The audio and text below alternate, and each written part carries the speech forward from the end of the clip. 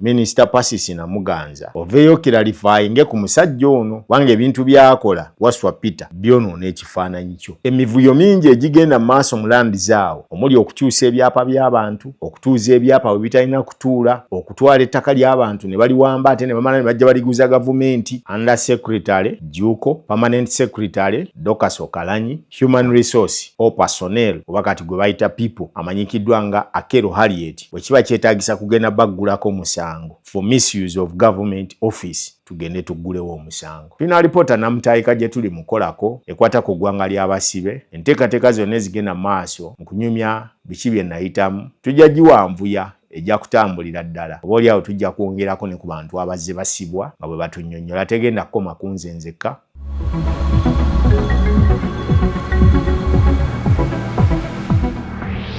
TV10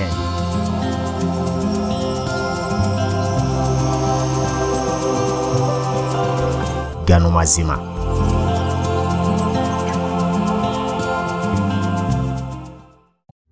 Mediation Concept Avenue gani okutegeeza nti oyagala kugoba ku letters of administration kuziza bujja oba kuzongerayo nga ziweddeko yeggwa zirina obadde okimanyi tuyinza okuba ozikumanga kalira naye nga zaggwako dda. Tukola ne ku nsonga endala ez'ettaka omuli okugoba ku byapa n'okubikyusa okudda mu manyago, tupunta ettaka n'okuteekako caveat okuwonya abasaatuusi, tutabaganya ab'ebibanja ne bannannyini ettaka okumalawo enkaayana. Tukola ne ku nsonga endala nnyingi ez'ettaka okumanya ebisingawo jange wakaliga okumpi n'essomero lya Lubiri SS oba kuba ku simu zaffe ku 075 26 31 77 oba ku 0782 37 71 22 yeffe aba Mediation Concept Avenue Uganda abazze okugonjola ensonga z'ettaka. The only thing that we should do is just to remove him. That's what some people say. Officers, I've committed no offense. We shall not just beg, we shall not just dream and the country comes back to us. We must fight for it. Are we together? When they see somebody who has lived long, why has he lived long? Stop this miracle. Is there any leader who is being indicted who has not done havoc to the people? We are warning you, if you switch our phones off, we are going to come to offices of NIRA and also switch you off. Deep mind of the deep state. Tukomyewo nateera ku mpewo zaffe okwongera okuweereza gwe ng'omugoberezi wa TV10 Gano Mazima. Weebale kutwekuumirako. Olunaku lw'eggulo tetwasobodde kubaawo, twabadde tuliko eyo wala. Twagenze okudda ng'obudde butukutte ne tutasobola kubaako bye tuweereza. Naye tubeebaza nnyo era tubeetondera olw'okubataataaganya wabula tubasaba mu kaseera kano ke tuli mu kufeefetta amawulire agabeera eyo mu bitundu ebyewalako okutugumiikirizaamu bwe muba temutulabye. Si malala bulala nti tuba tetwagadde kukola naye tuba tetulabiseeko lwa nsonga nti tuba tetulina ebitukutte. Nze Ssaalongo Dean Lubowa Saava Ssekiranda muzzukulu wa Muteesa Asira era ejjembe lya Buganda eryotambula nga lyogera jjembe lya kuno. Nkomyewo nateera n'olwaleero Deep Mind of the Deep State mwe tugenda okwogerera amawulire agasinga obungi n'okulaba biki ebigenda maaso. Bamwanje General Store webali bo bakyaliwo mu kutussaamu ensimbi era nabo tubeetondera okuba nti olunaku lw'eggulo tetwabakubidde birango byabwe birina okutambula. Naye wetuli bakutegeeza nti emmere gwayagala okugula mu bungi okusuubula gendayo bakuwe ebintu byonna ebikozesebwa ebyawaka ojja kuba ng'obifuna bulungi nnyo. Kwabo nno gattako ku Mediation Concept Avenue abakwasaganya ensonga z'ettaka zonna ziwandibadde weetaaga okuba ng'okolako, oyagala kugula ttaka kukolera due diligence, oyagala kukola ku byapa byo, oyagala kutereeza nkaayana n'ebirala bifaananako bwe bityo, ojja kuba nga ofuna abakulu abo bajja kuba bakuyambako okusobola okutuusa ensonga zonna nga bw'ozaagala. Bwe tuvaayo eyo ne nkukubiriza era nti Maremy Bridals webali ku nsonga zonna ez'okugenda okulaba nti oteekateeka omukolo gwo bulungi, oyambale bulungi era oyambaze abagole bo bulungi. Ate okwo n'ogattako n'okukubirako ebifaananyi ebirungi nga weeyambisiza aba TV10 Production Events webali bulungi nnyo okuba nga nabo bakutuusaako ebyo by'oyagala. Ennamba z'amasimu zezo ze mulaba eziri awo eziyita ku screen mu bafune bulungi babe nga babayambako. Olwo nno tulyoke twolekere ey'olunaku lwa leero musonyiwemu katono twolekere ey'olunaku lwa leero okusobola okulaba olunaku lw'eggulo lwabadde lunaku lw'abazira abo abajjukirwa abaawaayo oba abaasaddaakayo obulamu bwabwe okulwanirira eggwanga lino lituuke we liri. Ffeno ng'aba TV10 twabadde eyo mu kifo bayitayo mu ddwaniro gye bayita Ekembogo gye twabadde nga bali mu kusomesa abamu ku baazirwanako era ne babaako nabo bye batunnyonnyola biki ebyabasikiriza okugenda mu nsiko okulwana bye bafunye ne bye batafunye ne babatwalako nno n'okubasomesa ennima n'okulunda ebyennyanja ng'obirundira awantu awatono n'engeri gye basobola okukozesaamu entobazi naddala abo balinayo ku ttaka n'engeri gye basobola okweggya mu bwavu nga bagoberera enteekateeka za gavumenti z'ebeerinawo zibayambeko. Katufuneko ku bigambo byabwe bye boogerako kyapu katono nnyo tuveewo ate tusooke tweyongereyo n'okulaba ebintu ebirala nga n'ekifo kino bwe kifaananamu bwe bakikulaakulanyizaamu eryali eddwaniro bwe baakubira emmundu then n'olulala ate tudde n'ebirala bye tugenda okuba nga tutambula nabyo. Amannya gange bampita Kano Katongole Johnson omu ku balwanyi abalwana olutalo lwa NRA olwa Siguukulula Obote okumujja mu bufuzi bwa Uganda effuga bbiri yali akozesa okufuga bannayuganda ne tumujjamu mu Uganda naye nga tumujjamu si mirembe okujjako nga tukozesa maanyi okumujjamu. 1985 twalwanira awantu awo Ekembogo kumpi nnyo si wala twalwana twakubagana lunaku lulamba ng'emundu eseka. Afande Salim Saleh yali komanda waffe overall commander. Tulwana nani abasirikale b'Obote mobile yava Bukomero n'etulumba ey'Ogole yali mobile commander neye mu lutalo teyajja yasindika deputy amita Major Chiyengo Joseph yajja ne mobile eyo gye twalwana nayo twalwana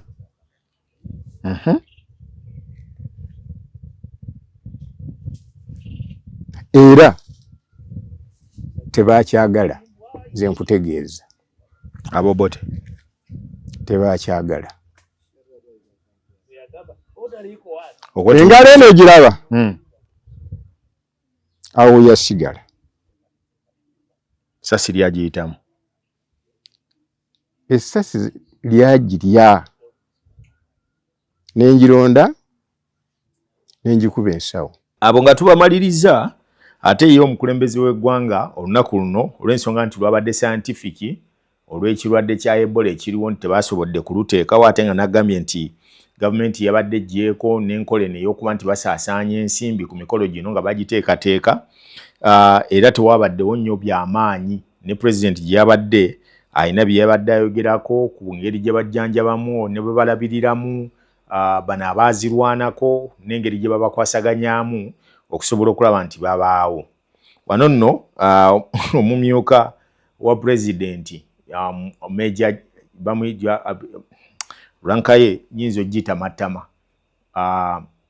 mukyala Jessica Arupo n'avaayo okutegeeza nti babadde mu kaseera ke bayita intensive mu nnaku nga okuva pulezidenti yali abasiibudde nga baggalawo kiri ekisanja mu ssabbiiti ezebbiri ze yamala nga ali mu kuteekateeka kabinenti empya gy'akomawo nayo. Yategeeza nti baakubira buli muntu gwe bamanyi nti kakati ayinza okusibukako emikisa n'enneema ne bamukubira abasabire okulaba nga babeera ku lisiti y'abo abakomawo era ebigambo bye bino nga abimaliriza yabadde abyogera nga president amutunduliza eriso liri bayita eryenkaliriza ng'enkoko ebika wali omusota weebeera tetemya tekola ki bw'atyo nno n'amaliriza okumunnyonnyola. In fact, we were ringing pastors, we were ringing sheikhs to pray for us. Catechists, pray for us. We still have some week. We think after 1 week, Mzee might announce, Your Excellency, you announce it a day later.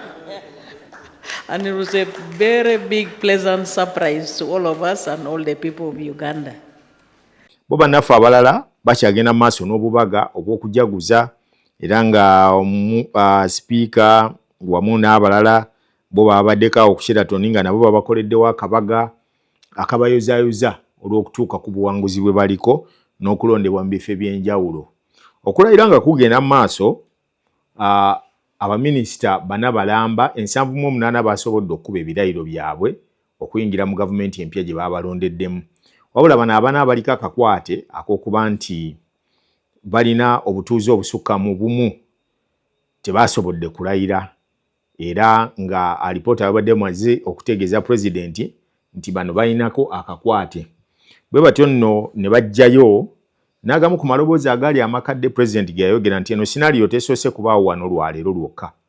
Ne abadde omumyuka wa Ssaabaminisita owookubiri amanyikiddwa nga General Moses Ali, era naye mu mwaka gwa 1987 bwe baali bali mu kukola kabineti eyaliwo baamulondera ku kifo ekyo eky'okubeera nga minisita, naye yalayira oluvannyuma nga wayiseewo ebbanga kubanga baali balina okukola alipoota olw'ensonga nti baali balowooza Moses Ali yazaalibwa Sudaani, kati ne bajja mu bitundu by'eyengulu gye bali, era until when bwe baakiriyalinga empapula ze n'alyoka ajja okulayira. Eddoboozi lino lyaggiddwa mu tterekero erya munnamawulire siniya waffe amanyikiddwa nga Owanatone, abangi gwe muyita Owanapedia, katulyeyambiseeko. But I just wanted to make those few comments. Now, Moses Ali has not been sworn in this time because he's in Western Nile. He went there to do some work. We delayed his swearing in because the issue of his citizenship was not clear. There were allegations that he was not a citizen of Uganda, and what was most serious, there was allegations that he was not born in Uganda, and that his claim that he was born in Uganda was fraudulent. Now, according to the information I have been able to get from some residents of Gulu district, it seems Moses Ali's grandfather came from Sudan. He's of the Bari tribe, which is in Sudan, but his grandfather moved into Acholi, a place I think called Palabek or something like that, and then later on his father of Moses Ali moved to Moyo. So although he's of Bari origin, which is a tribe in Sudan, he has been born here. And I think, according to the information I have, he qualifies to be called a citizen. And I have not found any evidence to say that he has been claiming to have been born here when he wasn't. That's the information I have, and therefore he would be sworn in when he's available. N'olwaleero ekitebe ky'Amaliika kiwandiikidde pulezidenti nga kimukakasa ku nsonga za abadde omubaka wa Uganda ebweru yamanyikiddwa nga Ambassador Adonia Yebale, era nga y'omu ku abo abatalayidde okwabadde ne Ekyodu Muganga ne Shatis Kuteesa. Abamerika ne babannyonnyola nti Ayebale agenda maaso n'okukola ku nteekateeka ez'okumaliriza okurinaunsinga obutuuze bwe nti takyali mu Amerika, kati Munnayuganda ajjudde asobole okuweebwa ekifo kino. Nandirowoozezza nno nti oba n'abalala kuba nti ekibuuzo kyennyongedde okulaba, ndabyeko omukyala Saalabireeta awo ng'abuuza nti ate gundi abadde atya nga ali ambasada kyokka ng'ate eno alina obutuuze bwa Amerika yabusabayo atya era yakola atya process eyo. Ebisinga obungi byonna tugenda kwongera okubitegeera not until we tunaakakasa nti oba abantu bano baweereddwa ebifo oba tebaweereddwa ebifo bigabibwe. Awo we tuvaawo katono we tugenda okusimba essira wagenda kubeera nnyo wali wano tuli mu kuyitaayitako ku bintu ebigenda mu maaso. Munnamawulire munnange bwe twakolako naye emyaka egiwerera ddala twakolako mu same station gwe bayita Solomon Serwanja Taata Amani era bwe tumuyite awamuyite erinnya baba bamumanyi nti yali abaddeko nabo in the same newsroom. Amawulire bweda gali mu kuyitingana nga gagamba nti yakwatiddwa. Nyonta ntirwa abamu lwe tumukubiddeko n'atutegeeza tannabakwatibwa era n'akolayo ne ka video kalaza abantu.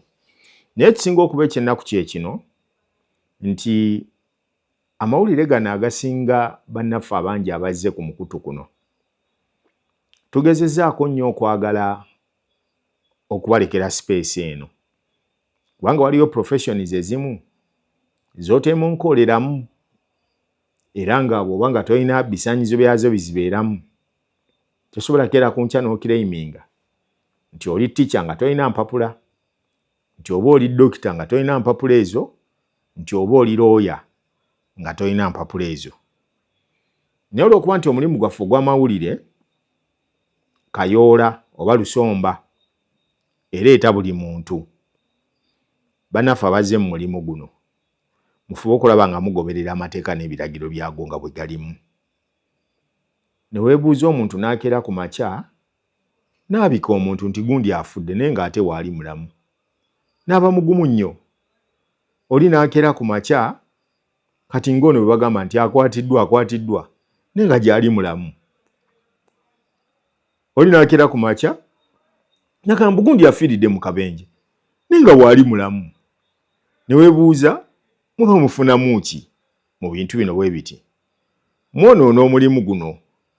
Ate nga nandisabye ndowooza bannaffe ffenna bwe tuli mu industry eno emu oba profession eno twandisitukiddemu nno nnyo n'amaanyi mu kulaba nti tusensalinga abantu bano abatali fit enough okubeera mu mulimu gwaffe guno baguveemu. Wakiri ekitono nnyo walibadde wajjayo etteeka nti someone to practice this kind of business abeereyo at least ne certificate emuyisa mu kutegeera ethics eziyimirira mu kutambuzako omulimu guno. Waba oli awo lwe tunaakendeeza okwonooneka kw'amawulire nga bwe tukulaba kugenze kwonooneka mu Uganda. Hi guys, here is proof of life. I am fine. I've not been arrested, so disregard all the fake news that I've been arrested. I haven't been arrested. I am here and I'm fine, and yeah, thank you to everyone who has reached out. Please disregard that fake news. It's just annoying that, you know, journalism has gone to that level where people just do stories without fact checking. There is no source in the story. It's just absolutely insane, but I'm fine. So thank you for reaching out, everyone. Solomon ye wuuyo waali abanyonyola nti waali mulamu si mukwate. Dr. Kizza Besigye yuzi alabikako mu kooti era agenda okulaba ensonga ze wongero zikandaaliriza. Kooti no neeyabuka mu ngeri etategeerekeka. Oluvannyuma lw'okukangula ku ddoboozi n'omulamuzi n'afunamu okwekanga n'afuluma kooti. Weewaawo situgaanye era tetugamba nti Besigye bw'aba ateebwa oba mu ngeri efaanana etya. Bw'aba nga waliwo ddala ensonga ezivunaanibwa Besigye, kiki ekikaluubiriza kooti okubeera nti tezigoberera mu mitendera mituufu n'ezitunuulira nga bwe zirina okuba? Era essiga eddamuzi ki ekirikaluubiriza okumakinga sure nti newankubadde balina okuwozesa Besigye for whoever instructions eziriwo ne bagoberera amateeka nga bwe galina okuba nga gatambula? Kiba kyannaku era kibi era nga kyongera okwonoona ekifaananyi kya essiga eddamuzi okuba nga gw'owozesa yeemulugunya naye gwe nga gw'omulamuzi ng'oli serious nnyo mu kwongera okulemberamu obutali bumatuvu bw'omuntu ono gw'owozesa oba gw'oyagala okusalira omusango. Kubanga jjukira, this is about someone's life gw'oliko. Era ng'omusango guno singa gumusinga aba agenda kusibwa ebbanga kumpi obulamu bwe bw'asigazzayo oba bw'alina. Lwaki tokkiriza n'omuwa kye bayita fair trial instead of being persecuted, wabula n'abeera nga ali prosecuted mu ngeri eri mu mateeka. Mukkirize awuliziganyize naye kyennyini ekyetaagisa.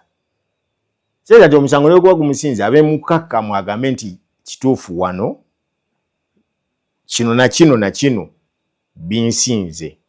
N'ekibi nnyo okusingisa oluusi omuntu omusango ng'empozesa gy'omuwozesezzaamu tomuwadde mukisa kwerwanako naye alwanirira eddembe lye ng'omuntu wa bulijjo. Besigye katumuwulire nga byayogera. So it has been clarified that what has been going on has been a preliminary hearing. It has been closed. Not closed. So I think, hear me out, hear me out. Really, I think. Preliminary hearing has been closed. No. If it has, I think Mr. Museveni should stop being shy and reenact trial, detention without trial. So that we know, instead of harassing the courts to do what you are doing, which is really awful.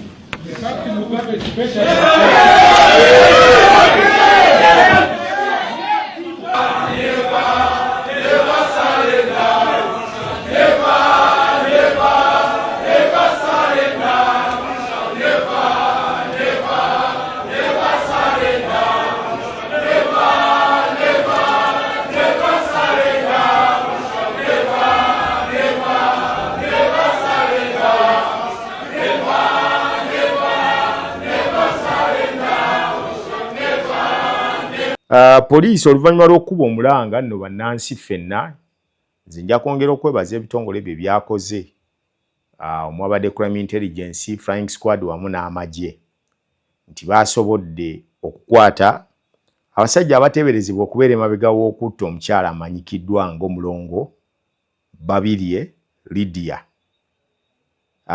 Abaami bano ababiri ekifaananyi kino kyafulumidde mu New Vision kya munnamawulire ayitibwa Stuart Yiga yakikubye era credit yiye tetugenda giclaiminga si yaffe mu ngeri eri professional wontu watu alina okweyisa.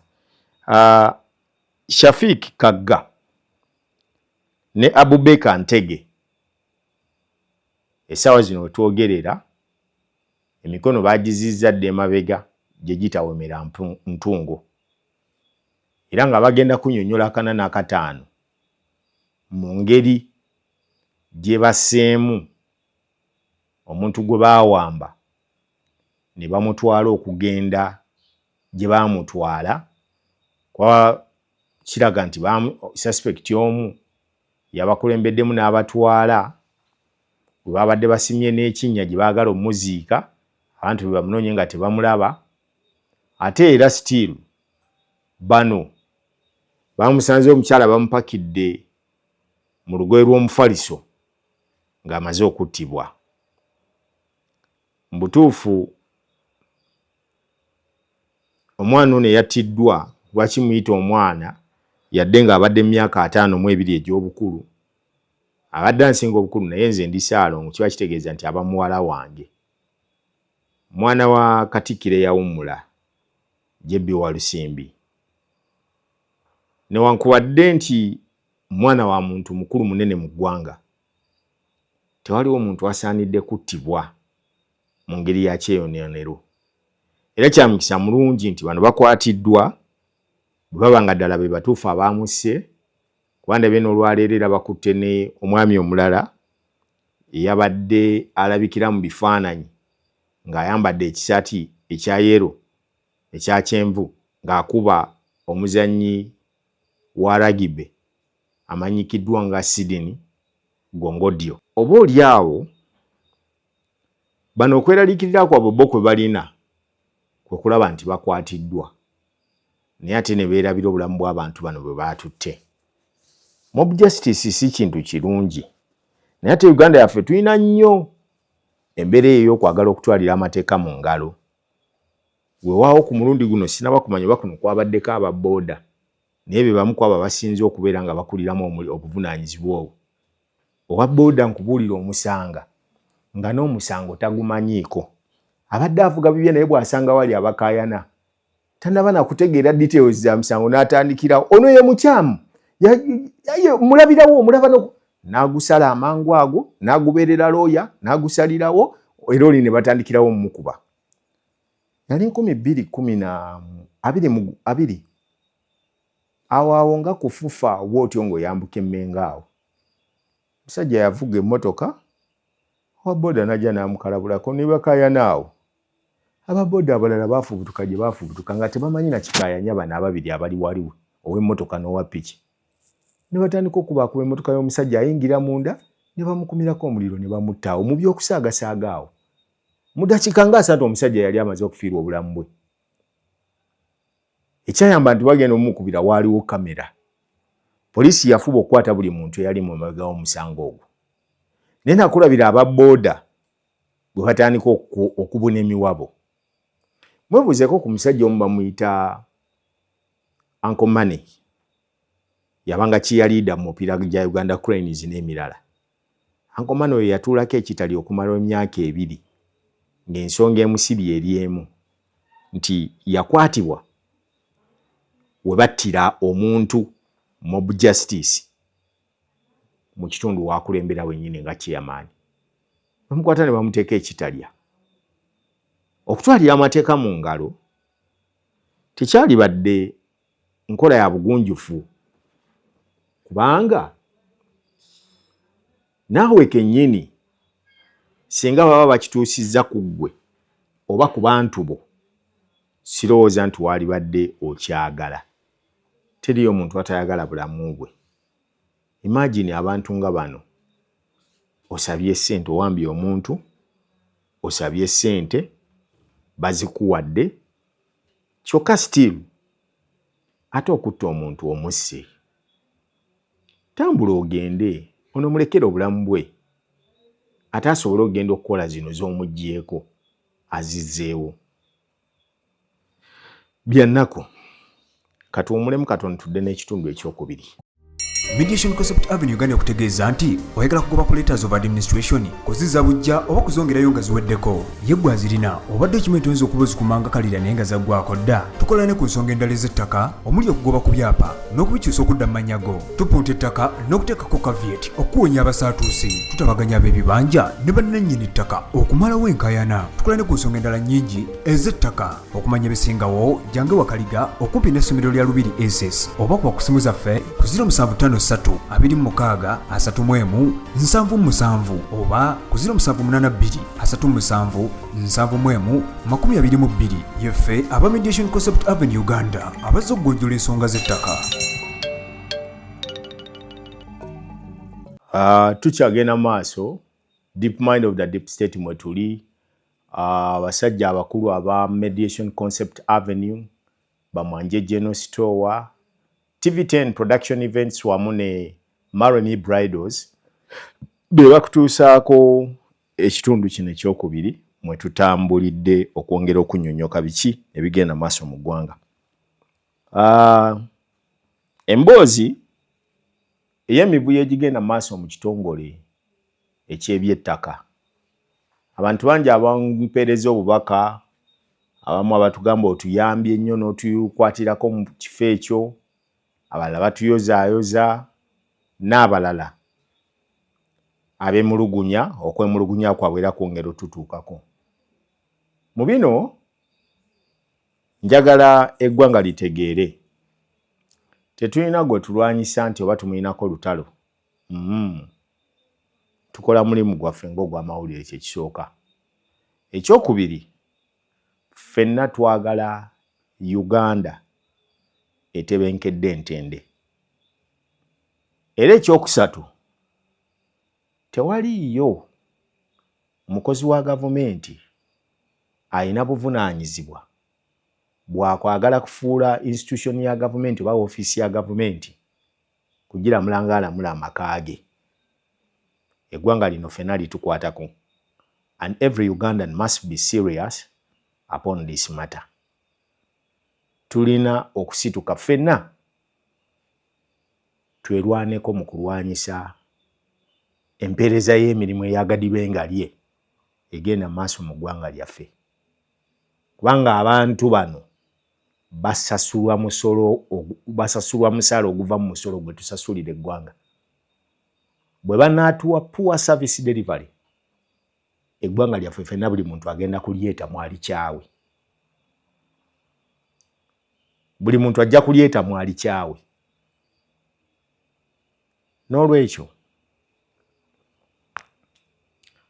muyinza okuba temunaba kumanya akabaate kali mu minisitule ya ttaka nti era obulabo buli mu ttaka busobola okuviirako n'okuvuunika eggwanga.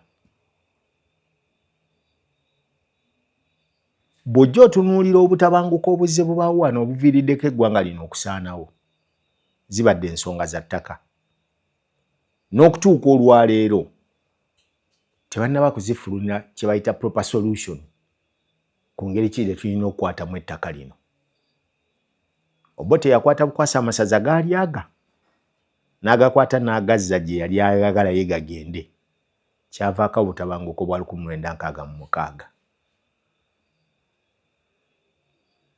Bukyanga tukubirwa ttaka mwaka gwa 1900 n'okutuuka olwaleero, Uganda tetereeranga, yafuna ebizibu byetagenda kuvaamu n'okutuuka olwaleero. Buli ajja, buli addawo, buli avaawo ayongera kizibu ku kizibu. Kakati ffe katukole omulimu gwaffe ogulina okukolebwa. Bano abasigadde ensi eritulabirako. Nfunye era amawulire okuva munda mu kitongole kino. Omwami ono gwe njogerako gwe bayita Waswa Peter, Dorcas Okalanyi, abadde permanent secretary.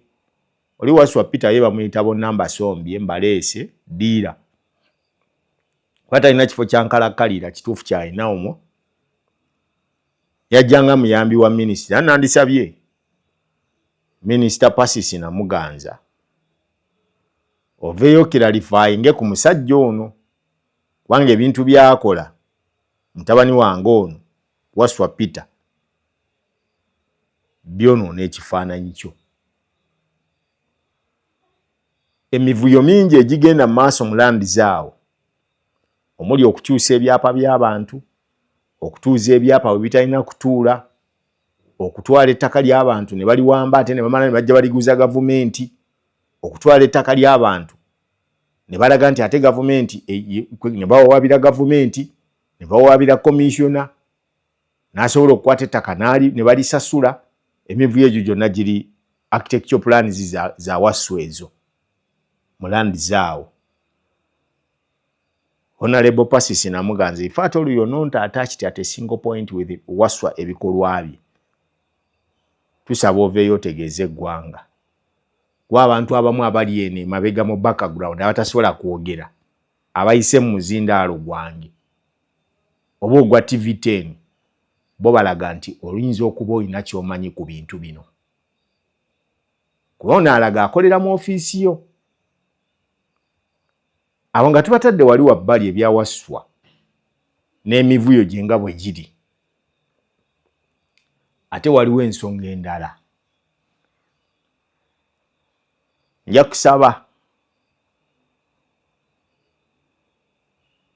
kakati bwe tuba twetaaga kugenda kuwawaabira bantu bano, tugende tubaguleko omusango bonsatule. Under Secretary Juko, Permanent Secretary Dorcas Okalanyi, Human Resource or Personnel oba kati gwe bayita people amanyikiddwa nga Akero Harriet, bwe kiba kyetaagisa kugenda baggulako musango for misuse of government office, tugenda bakuŋŋaanya tugende tuggulewo omusango. Yes, temusobola kubanga omuntu assigninga appointment letter neraga nti alina okufuna allowance wa $20,000 buli mwezi n'omusaala gwe nga bwe gunaaba, mwe ne mukwata allowance oyo ali close to 5 to 7 billion ez'abakozi bonna ze balina okufuna, mwe ne muzeekomya kati okuva mu mwaka gwa 2020 n'okutuuka olwaleero abantu tebakyafuna ssente ezo, ate tewaliwo clear communication eraga nti oba zaggibwawo baki, yet that money is mandated era zinnyonnyolwako wali mu appointment letter omuntu ng'afuna omulimu. Naye kiraga nti ssente zino zibulankanyizibwa abantu basatu okuva mu mwaka gwa 2020 n'okutuuka kati. Bw'ogatta abakozi bonna abali mu Ministry ya Lands abalina ofuna ssente zino buli kwota ziri wakati w'obuwumbi 5 n'obuwumbi 7. Tewaliiwo audit report ntuufu eraga wa ssente zino we ziraga ate ng'eri zivaayo ne zijja. Zivaayo eri ne zijja. Bwe tugattako ekyaba ghost workers abangi abali kuno abakozi aba contract ate nga kiri contrary ku Act ya Public Service, kiteri mukozi wa contract alina kusukka myezi 6 era bwe giggwako tebalina kugirenewinga. There are so many people in the Ministry of Lands abalekeddwamu naddala ku emzo zizino ez'enjawulo. All permanent staff mwabaseeyo ne mbaza ku ministry ne mukwata ba contract employees ne mbakwata ne mbasindika ku emzo ez'enjawulo. Kwa mmanyi nti musobola oddibagirayo ebintu byammwe. Twagala mukyalo Okalanyi ne mukyala Akero mutuwe lisiti entuufu ey'abakozi abakola mu Ministry ya Lands. Abakulu bano bombi benjogerako natwala omukisa juuzi okubabuuza ebintu bino bye nali neetaaga okumanya. Ne bagenda maaso n'okwebulankanya buli omu. Ne beebulankanya buli omu nga ndifaalinga wa munne. Buuza gundi. Kankomyewo amaloboozi gaabwe boolyawo abataawulira ku luli tuddemu tugawulize. Hello. Who is this? You're speaking to Dean Lubo Wasava. I'm a journalist from TV10 Gano Mazima, an investigative media house. There is a story I'm handling on my desk, which has some allegations pinning you as the PS for Ministry of Lands. About? That your contract has ended, but you... My contract is not... but then I did what? That you kept on giving contracts to other people when you're out of office. I'm kindly requesting to first give you information so that you can also respond to, if it is possible. Okay. They have put out some names where you have extended people's contracts, yet your contract, you yourself as a PS, yet has expired and you haven't yet been renewed to come back to office. And one is Nelson Lubega, whose contract, by the time you left office, you put an advert in the newspaper saying that all contractual employees at the Ministry of Lands were all expired and you sent them off. But okay, now let me give you my version of things. Okay, please. Because they are telling you lies. Now, my contract ended on the 14th and I left office and I handed over. 14th of when? 14th of May. And I handed over. You go to the undersecretary, who is there now, and is working as acting PS. Let him give you all the information, because for me, I've been in the village, I don't know what is going on. But he's trying to tarnish my name, because I don't even know those people. And if you want to find out more information, you go to the Human Resource Department. Mrs. Akero? Mchala Akero. and find out the information of the contracts which have been signed by me. I haven't signed any contract after the 14th. They said that you backdate them so that you show.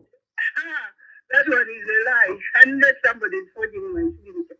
I've been in service for a long time and I have my integrity.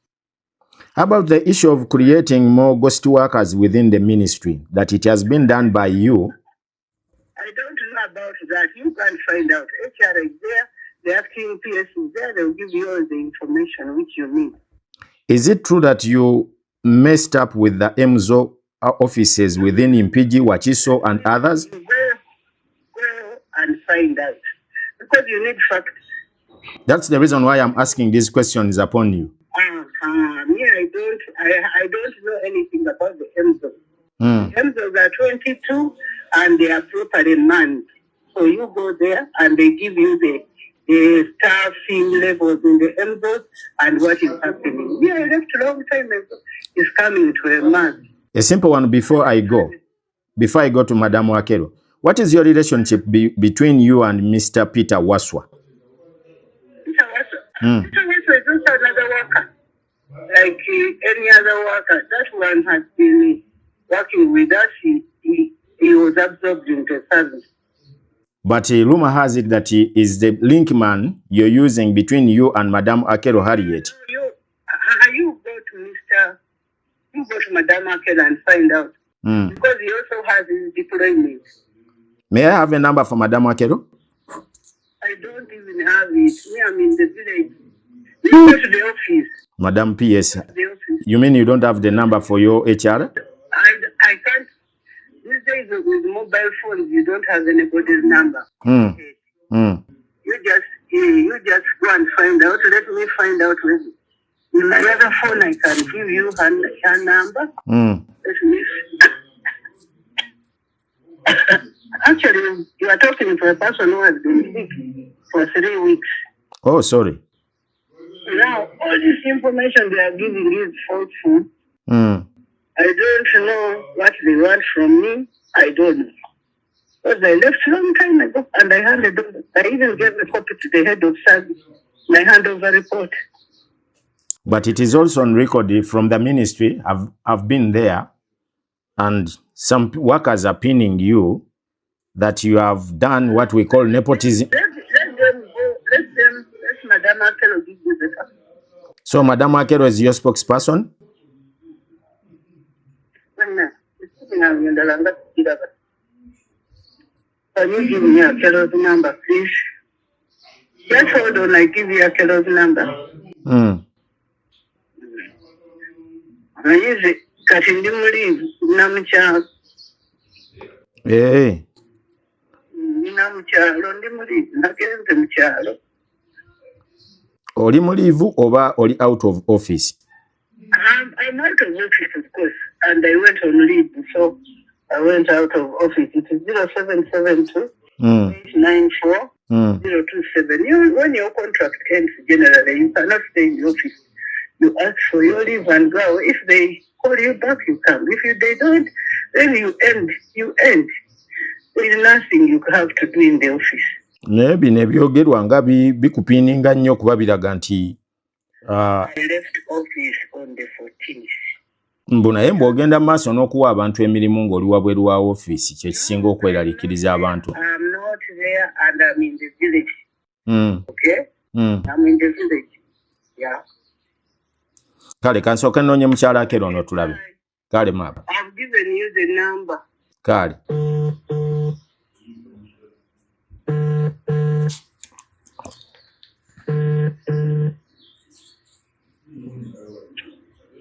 Madam Akero wasuze otya nyabo? I don't know Uganda. You can talk in English, please. Okay, good morning.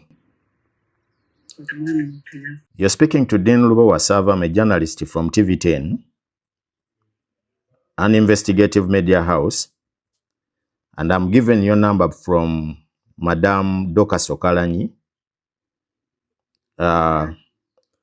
referring me that you're the one who is in charge of the allegations which are put against her name, that you can answer them correctly about the mess and the ghost workers which are created within the Ministry of Lands, and even giving people several offices.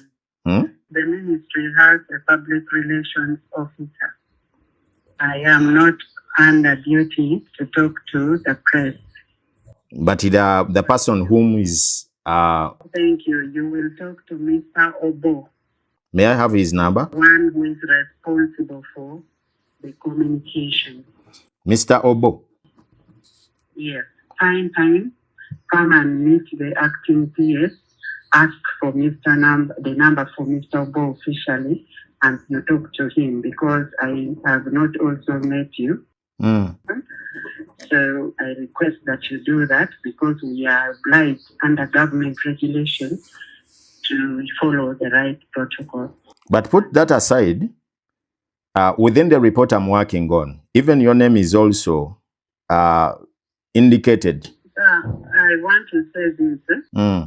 Let us follow the protocol the way we have said. But Madam Akero. Thank you. Okay, please. Kati ngenda kungayoka abantu tugende tubaguleko omusango ogw'okudibaga ofisi ya gavumenti mu bukyamu. Oba oli awo abanaabaddira mu bigero oba abalala bonna kijja kutusobozesa, because mu constitution mulimu kye bayita Whistleblowers Act weeri bulungi nnyo, era guno omulimu tugenda gukola nga ba whistleblower okusobola okulaba nga tufuna justice mu ministry y'ebyettaka. We need justice. This is the reason lwaki mulwanyisa blockchain temujagala erabikeko, kuba mumanyi egenda kubeeba kuba, egenda kubejjawo buno obufere obuli mu ttaka, mu ofisi z'ettaka. So we need justice ku mpeereza y'emirimu mu ministry y'ebyettaka. Katukome wano olwaleero tugenda kudda enkya. Tulina alipoota namutaayika gye tuli mukolako ekwata ku ggwanga ly'abasibe, era nsuubira nti enteekateeka zonna ezigenda maaso mu kunyumya biki bye nayitamu tujja giwanvuya ejja kutambulira ddala. Oba oliawo tujja kwongerako ne ku bantu abazze basibwa nga bwe batunnyonnyola. Tegenda kukoma ku nze nzekka, eggwanga ly'abasibe tugenda kugifunira n'abantu ab'enjawulo abalala bajja kujja batunnyonnyola emboozi zaabwe na biki bye baayitamu. Then ekyokubiri, era tulina alipoota gye tuli mukolako eri mu kunnyonnyola w'eggwanga Uganda gye livudde. Obadde okimanyi nti Uganda eno okubaawo abasajja baagiwandiisa nga kampani, nga yadde baaleka batuwadde obwetwaze naye baagirekawo nga kampani, nga kakati eri mu kulwana bulwanya okufuuka eggwanga. Birindirire mu byetu. Doola yali egwiridde ddala akatale okukkakana ebitundu 100 eno yaddawo n'ezi.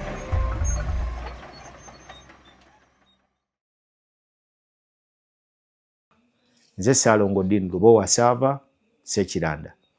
Yembe lyako nonkola ne Brian Mutalwa Kayoti amanyikiddwa nga Ronald Kasibandi. Waliwo Brian Okecha, Jajja Jaden, Scovia Tusime, Olusunguyira, Hassan Dumba, musajja wa Hollywood.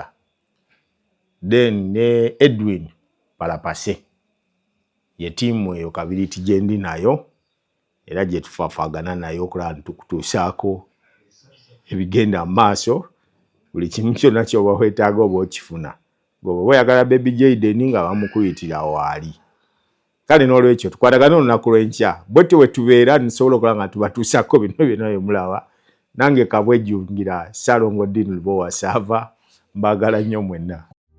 Mediation Concept Avenue Uganda okutegeeza nti oyagala kugoba ku letters of administration kuziza bujja oba kuzongerayo nga ziweddeko yeggwa zirina obadde okimanyi oyinza okuba ozikumanga kalira naye nga zaggwako dda. Tukola ne ku nsonga endala ez'ettaka omuli okugoba ku byapa n'okubikyusa okudda mu mannya go, tupunta ettaka n'okuteekako caveat okuwonya abasaatuusi, tutabaganya ab'ebibanja ne bannannyini ettaka okumalawo enkaayana. Tukola ne ku nsonga endala nnyingi ez'ettaka okumanya ebisingawo jange wakaliga okumpi n'essomero lya Lubiri SS oba kuba ku simu zaffe ku 075 053 26 31 77 oba ku 0782 37 71 22 yeffe aba Mediation Concept Avenue Uganda abazze okugojjola ensonga z'ettaka. The only thing that we should do is just to remove him. That's what some people say. Officers, I've committed no offense. We shall not just beg, we shall not just dream and the country comes back to us. We must fight for it. Are we together? When they see somebody who has lived long, they say, why has he lived long? Stop this miracle. Is there any leader who is being indicted who has not done havoc to the people? We are warning you, if you switch our phones off, we are going to come to offices of NIRA and also switch you off. Deep mind of the deep state.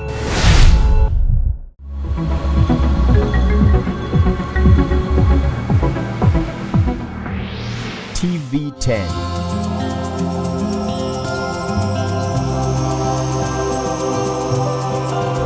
Gano Mazima.